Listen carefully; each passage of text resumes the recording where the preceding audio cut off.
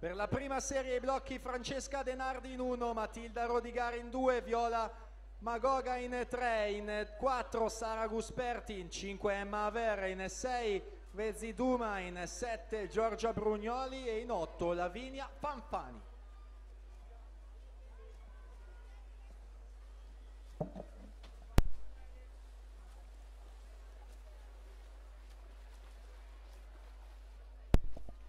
Viola Canessa 31,42, Alessia Barison 31,55.